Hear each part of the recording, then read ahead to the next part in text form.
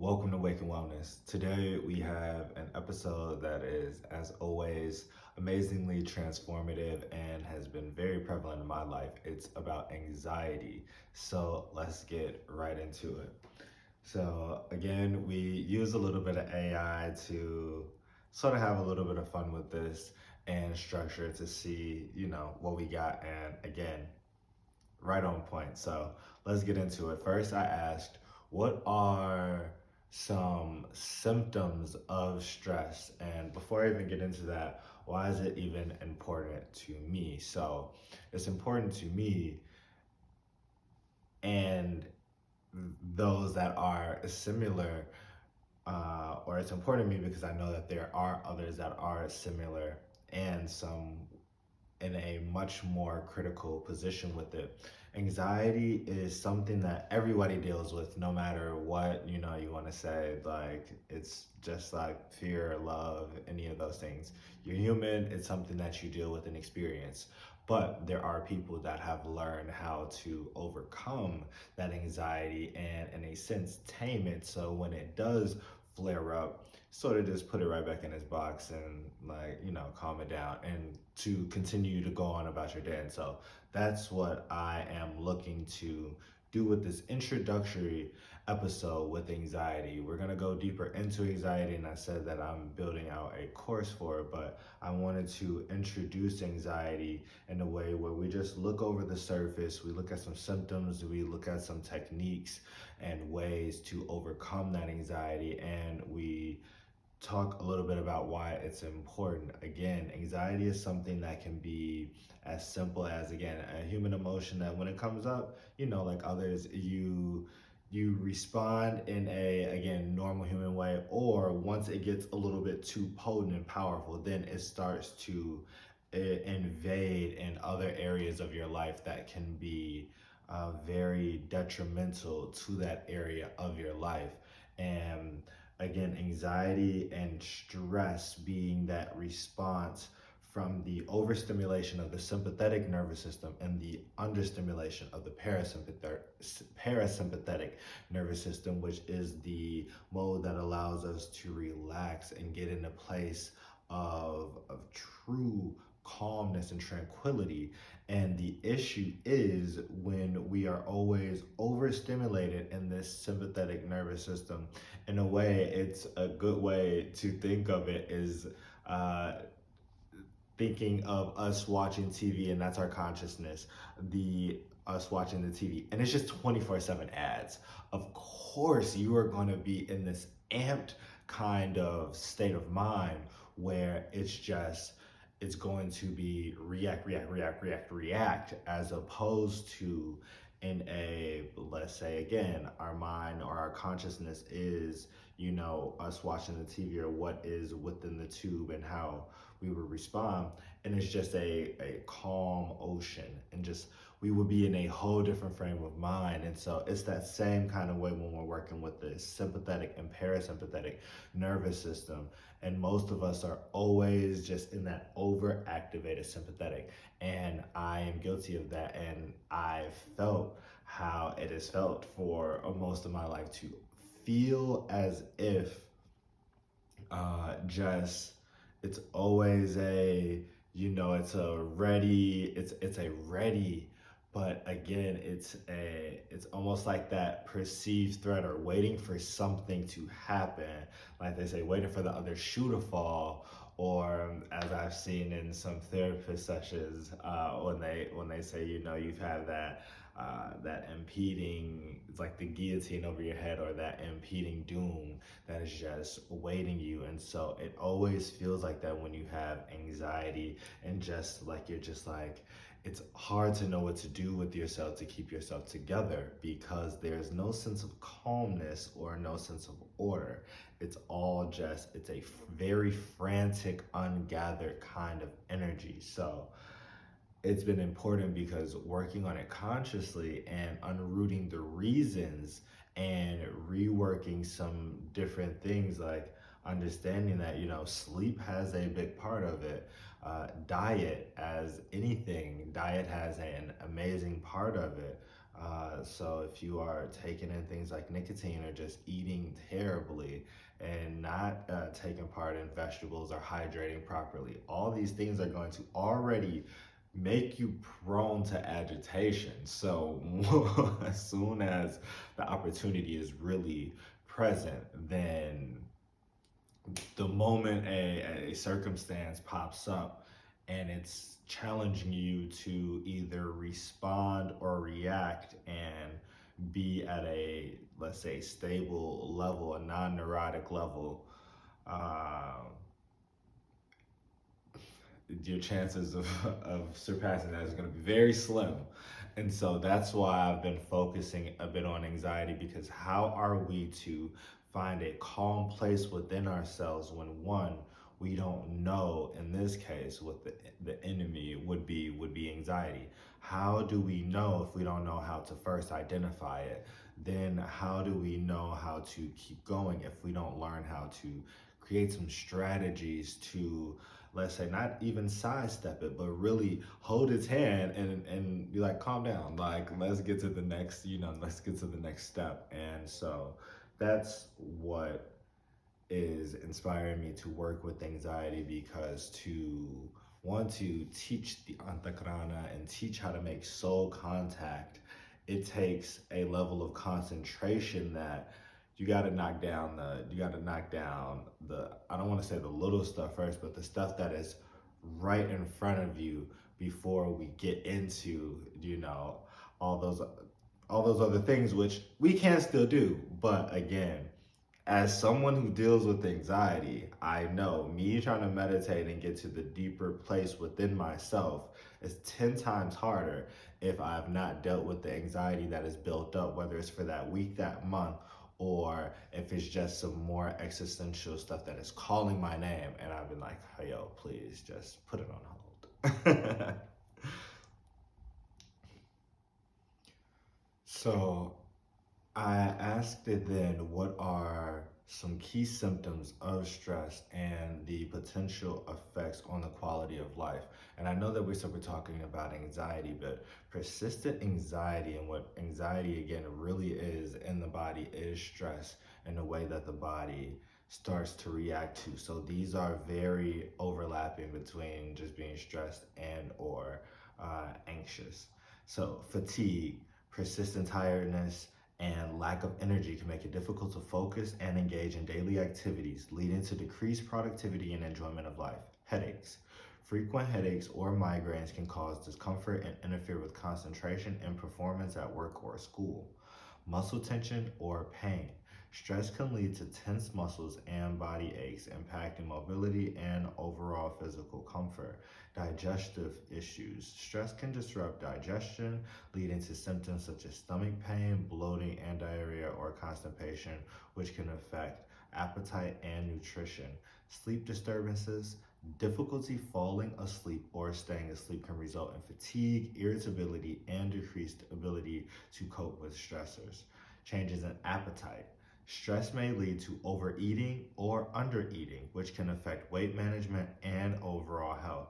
Irritability or mood swings. Increased stress levels can make a person more irritable, short tempered, or prone to mood swings, impacting relationships and overall well being.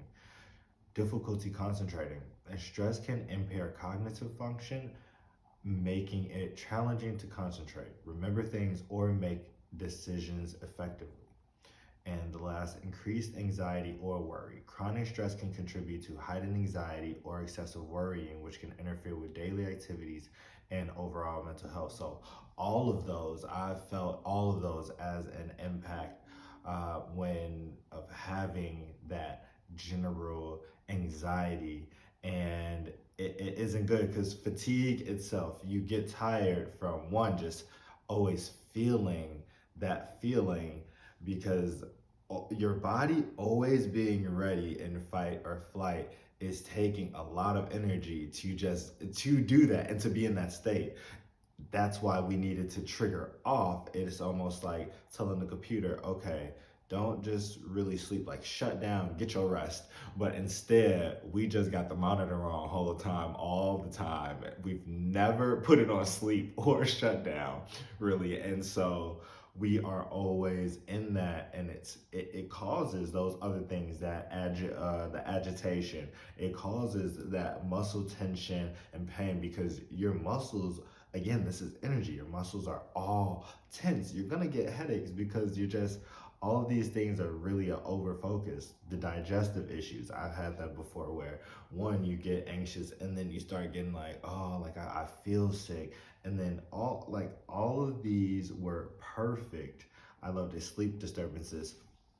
Again, you start being off cycle. It starts to mess up with with all the things that are normal, including again the appetite, then affecting the irritability and the mood swings, and of course you won't be able to concentrate, and things like anxiety and worry start to heighten because none of the things that make us healthy are being taken care of properly, and then long term that starts to just become a damaging cycle. And so there are different ways for us to really confront these things. And but before we get into that, it's important to know some reasons, therefore, like those triggers that can also cause this overwhelming anxiety.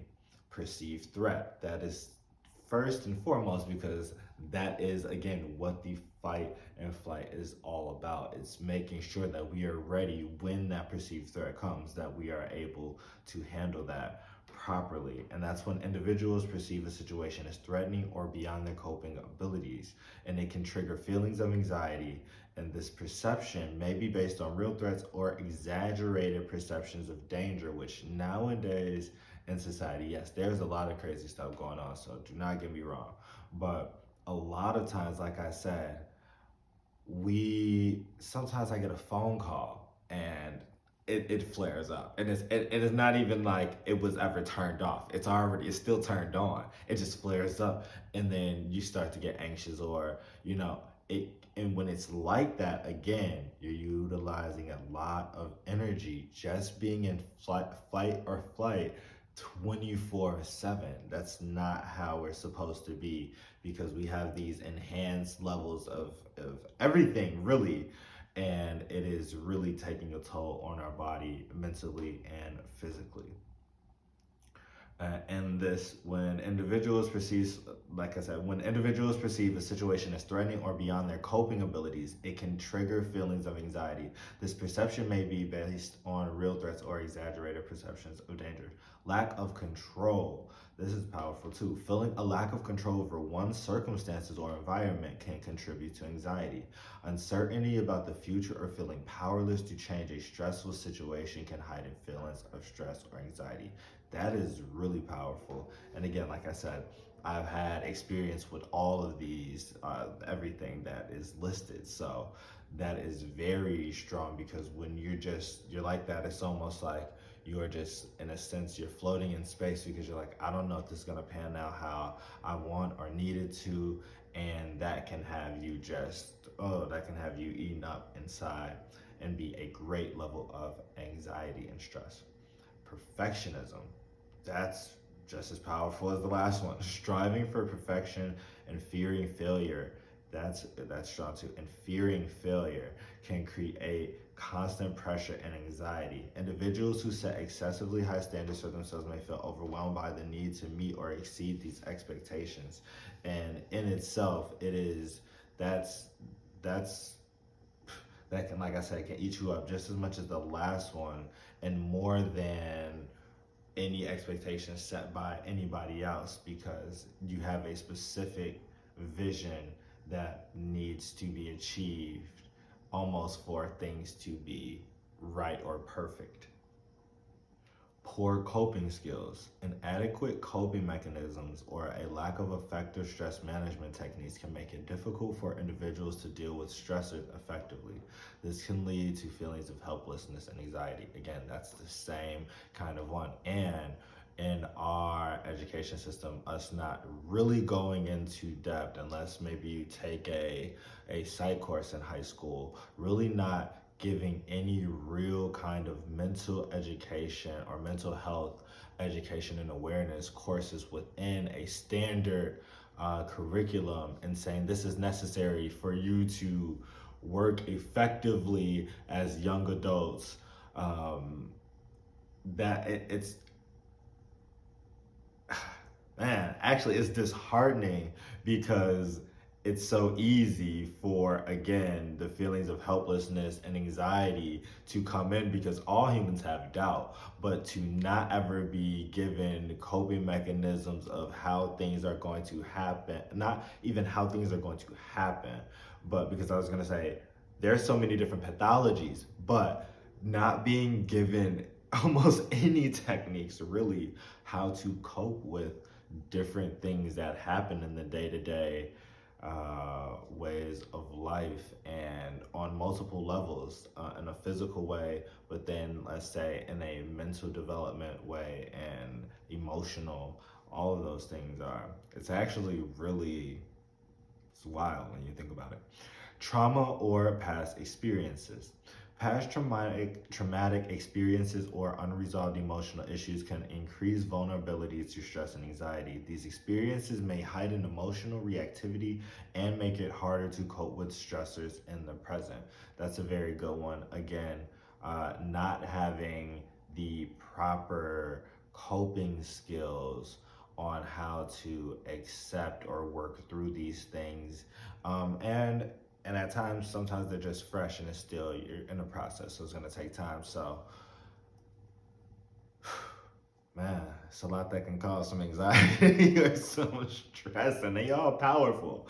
They are all strong triggers. Biological factors, genetic and neurobiological factors can play a role in predisposing individuals to anxiety disorders. Imbalances in brain chemistry or heightened sensitivity to stress hormones may contribute to the development of anxiety. So even if it's none of those, you're not going through almost, let's say, any of those other ones, which you are overlapping, because of course, like you'll have some trauma or something that actually impacts or causes and triggers this. But biological factors, that's in you. So that's, and then that's really trying to understand, okay, like this is just how I work, like so far until I can create this other kind of, let's say, pathway by doing these repetitions or working out like this. It's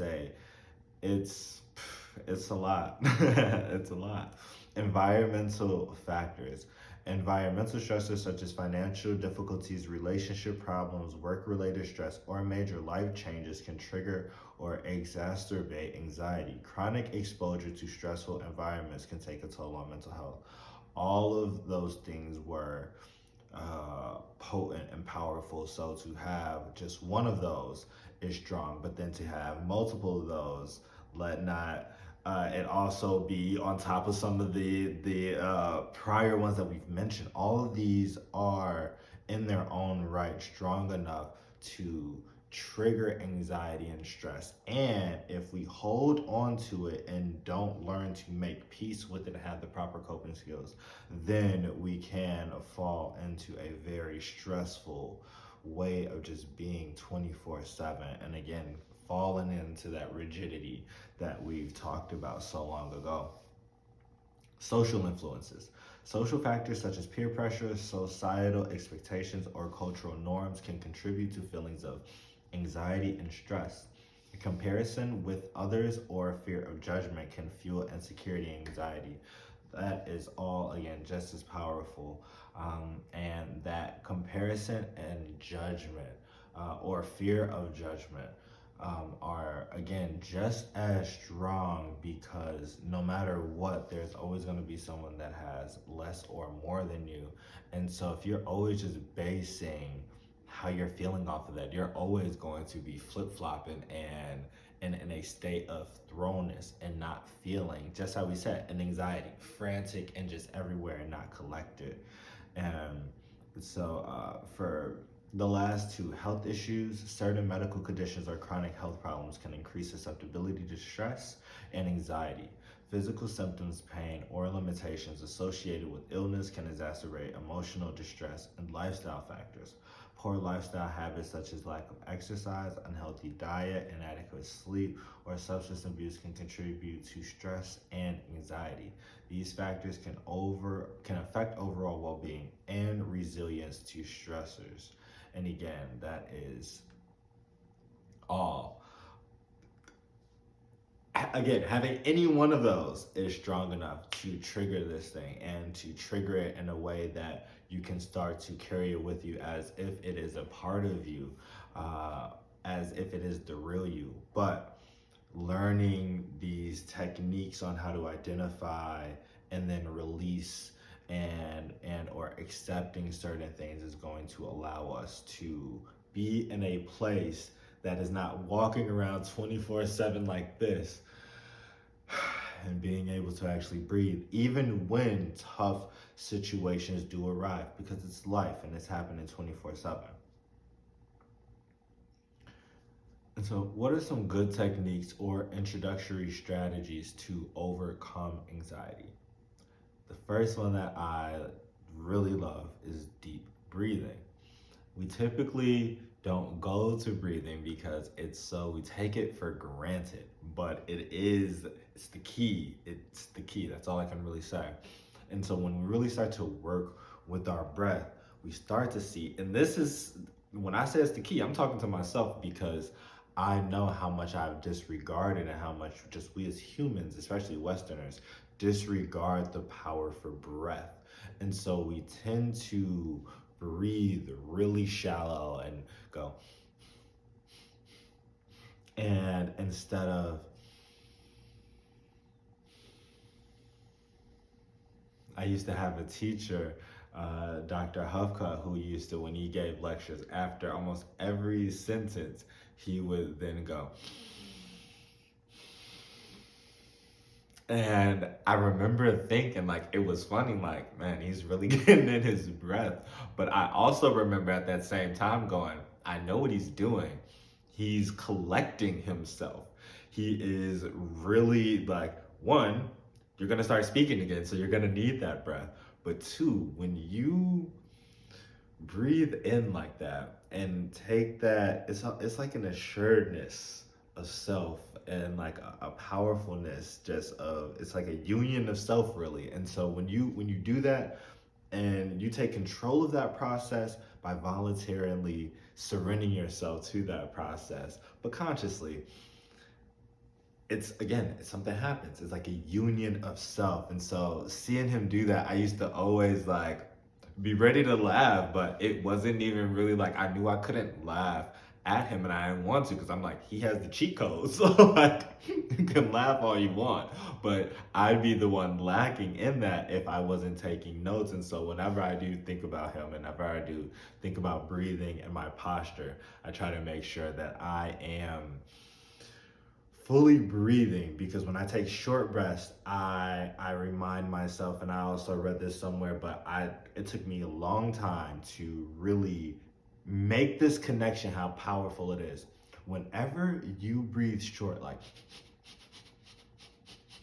if I keep doing that right now, and even right then, it feels like my mind, and it does, instantly starts to react off that. And it almost feels as if my brain waves are on the same thing and starting to now get more rapid and like more frantic and reactionary. And so when we take the time to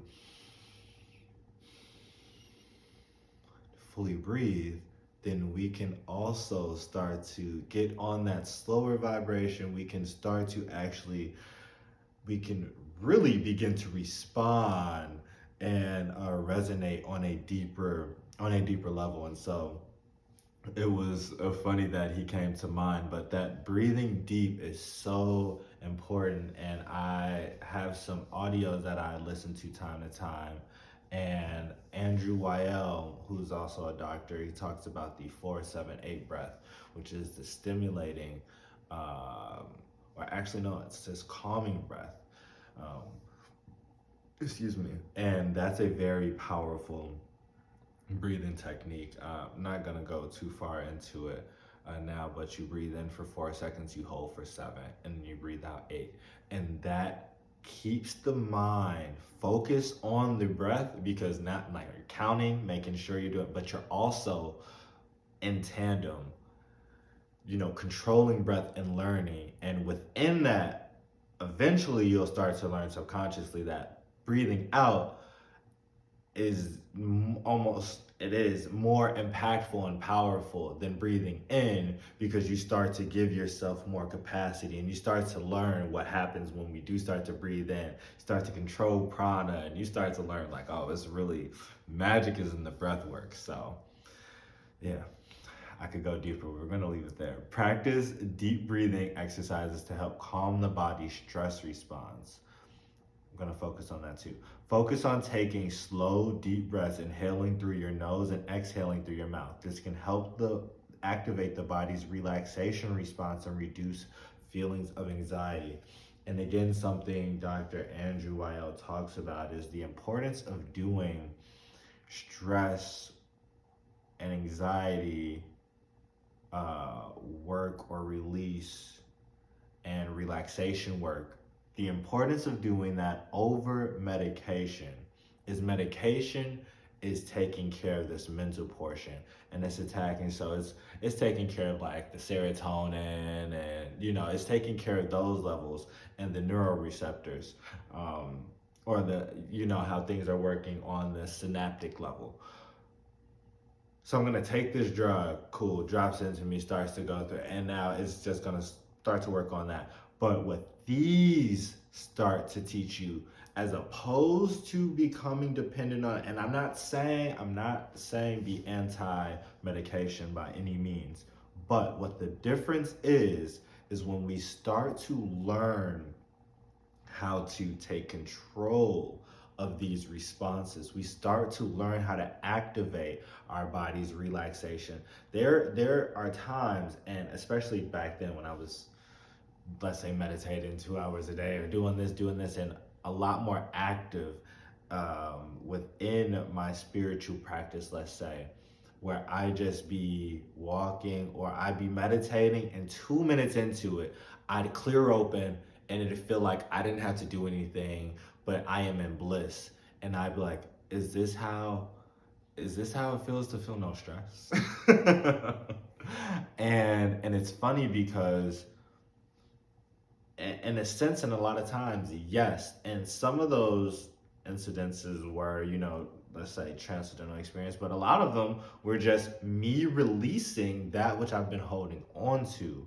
And so that's what we start to learn when we start to learn how to breathe. We start to learn that we have different states, and we can operate in those states much more frequently at will if we desire, and if we start to tap into them and teach ourselves about them. So that's why I love breathing almost over any of these techniques that we're gonna go over. Uh, this says progressive muscle relaxation, PMR. It involves tensing and then relaxing different muscle groups throughout the body, helping to release physical tension and promote relaxation. Start by tensing each muscle group for a few seconds, then relax and release the tension while focusing on the sensation of relaxation. I don't think I've done this one more than just that, like just working out, like maybe if I was mad, or, going to play a sport. And again, like I said, with deep breathing, that's why I like doing that, because like if I go to play basketball, I have to focus on the mind body connection. And the more you become aware of that, the more you become aware that the body really does listen to you, and it listens to you not by what you say, but in the ability or within the capacity of your will and your discipline. That is actually what speaks to the body, and that is actually what tells it to go. So I can tell it to keep pushing, but if my will and my discipline does not have the to go, then it will not go. And so learning these different things, again, when you are doing things like breath work, are things that come from the subconscious to start to raise out, and you go, oh, I knew that because I'm just remembering. And they give you a infinite amount of self-assurance, and wisdom, which is beautiful on top of everything we've been talking about. Number three, mindfulness meditation. Engage in mindfulness meditation to cultivate present moment awareness and develop a non judgmental attitude toward your thoughts and feelings. Simply observe your thoughts and sensations without getting caught up in them, allowing them to come and go without attachment. And so, this is what I just was referring to when I mentioned there were times when I would just, let's say, be walking or go right into meditation, and it's as if I'd open up. When you realize that the body is an eye, and it really is a sensation uh, facilitator or processor in a sense, you start to realize that I'm gaining information. And this is not on an intellectual level, because anybody right now watching is gonna say, duh, like of course you get, but this is in a way where it's in an awareness level. So you really understand, like, oh, I did not understand before, or I was not conscious of the fact that I am actually receiving information from all parts of my body, and not one part more than the other. I see with my hands just as much as I do with my eyes, and I hear with my feet just as much as I do with my ears. And so really understanding what that means in the sense of vibration. You can continue with the analogy in the sense of tasting with our tongue. We should really be able to get the flavor of the vibration that is radiating, that we are a part of, no matter where it is, or no matter from where we have to key into it. That's what really starts to happen when you are a body. Because I don't even want to go further with the because, but that's what really starts to happen with the body. And that's what that mindfulness meditation allows you to start to do. There's times when I was listening to songs, and like I was at first listening, and then I could tell, okay, now I'm here with it, and I'm not assigning anything to it. I'm letting it be, and I'm taking in what it is. And then that's when certain colors and that's when certain expressions told me more about the song in a way that I was not, again, assigning to it. And that's when I started to feel, okay, um, now my intuition, I'm allowing my intuition to now talk to me, and I'm actually listening. I'm not just trying to talk and then be like, tell me what tell me, and I'm never allowing it to actually speak to me. I'm now in a more listening type of state as opposed to needing to speak. And when we talk about that esoterically, that's being in a negative or a positive state. Being in a negative, we are allowing information to come in, as opposed to being positive, where we're sending out that through our channel. Number four, cognitive CBT, cognitive behavioral techniques. Challenge negative thought patterns and beliefs that contribute to anxiety using cognitive restructuring techniques. Identify and reframe irrational or distorted thoughts, replacing them with more balanced and realistic perspectives, which this is very strong, of course, if you have experience, but more times than not, this is something that is going to be more effective for you with a therapist, with a license, someone that has real training with this specific technique. When it comes to therapy, unless, again, like I said, unless you have an expertise in it to some degree. Exposure therapy, same with this. Gradually expose yourself to feared situations, especially in something like this. Especially in something like this is best I can say. Or triggers in a controlled and systematic way, allowing yourself to gradually build tolerance and reduce anxiety over time. Start with less challenging situations and gradually work your way up to more anxiety provoking ones. Like, if you are scared to walk through doors, then like don't walk into the world's biggest revolving door. Like, we are going to look for something that is like, you may start with like a playhouse, like open this little playhouse door, first, and then you may like make like a castle playhouse, a bigger version than that, and then eventually it may be, something small. Like, I'm just giving us the way that we can gradually go, like maybe a little hatch that like the cat or the pet goes through, like that little door or something, like maybe a dog house or something. And then you go a real house. And so learning how to, of course that sounds simple, but to someone with the fear being irrational, so whether you know it or not, you still got the fear. Understanding the levels of exposure is going to help you. And again, which is why it's important to do that with someone who is, licensed within that, or that is their specialty. Self-care practices. Prioritize self-care activities such as regular exercise, healthy eating, adequate sleep, and relaxation techniques. Can't tell you how important those are just alone. You do those, a lot of the things that we experience will start to wash away themselves. Taking care of your physical and emotional well-being can help build resilience to stress and anxiety. That is, so even when those times do hit you hard, and you're like, oh man, okay, I felt you, or maybe not even, and let me rub it off and keep going. But making sure that you're not allowing that to continue, so that you can keep building that resilience. Number 7, limit stimulants. Reduce or avoid stimulants such as caffeine, nicotine, and alcohol, which can exacerbate feelings of anxiety. Opt for calming beverages like herbal tea, and prioritize hydration with water. This is very important. I had to stop doing like nicotine smoking with nicotine, because it would make me like start to jitter like how people do with coffee.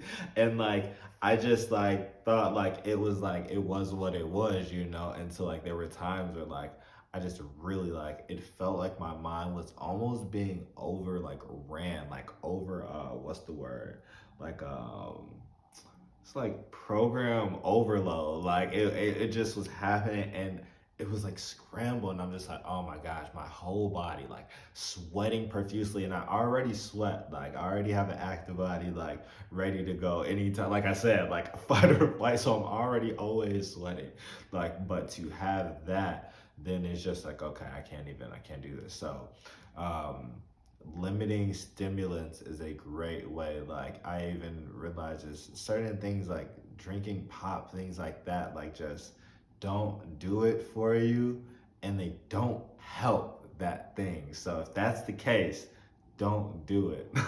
Just don't do it. Seek support. Reach out to trusted friends, family members, or a mental health professional for support and guidance. Talking about your feelings with someone you trust can provide validation and perspective, while therapy can offer tools and strategies for managing anxiety. Number 9, set realistic goals, that's good. Break tasks and goals into smaller, manageable steps to avoid feeling overwhelmed. Celebrate small victories and progress, and be kind to yourself during setbacks or difficult moments. That's important. Compassion in the face of challenges, setbacks, stress, difficulty is very important, because again, you need the time to build resilience, and those are the times that are helping you build resilience. So don't be too hard on yourself, and stay present. Practice staying grounded in the present moment rather than dwelling on past regrets or worrying about the future, or else you will remain within the same paradigm and perpetuate the same emotions, fears, doubts, toxicity, and it will not be a beautiful cycle. Engage in activities that promote mindfulness and present moment awareness, such as yoga, nature walks, or creative pursuits. Remember that overcoming anxiety is a process that takes time and patience. Be gentle with yourself and celebrate your progress along the way. If anxiety significantly impacts your daily functioning or quality of life, consider seeking professional help for additional support and guidance. And so that was good for the brush over of anxiety that I wanted to do. I just wanted to go a little bit into it so that we can talk about, you know, uh, so we can talk about it. Why is it important? what really is, you know, the some triggers, and again, set up the dialogue for later full explorations into anxiety. So I hope you guys like this episode. Please like, subscribe, and health is wealth. This is Wake and Wellness.